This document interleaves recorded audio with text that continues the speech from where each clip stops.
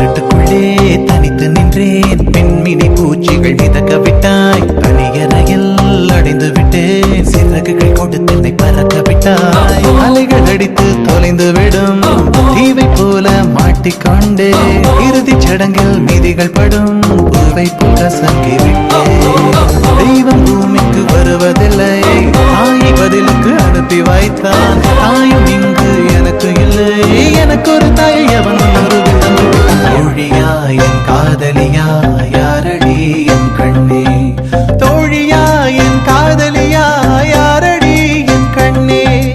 மடி மீது தூங்கச் சொல்கிறாய். தோள் மீது சாய்ந்து கொள்கிறாய். நெருங்கி வந்தால் நண்பர்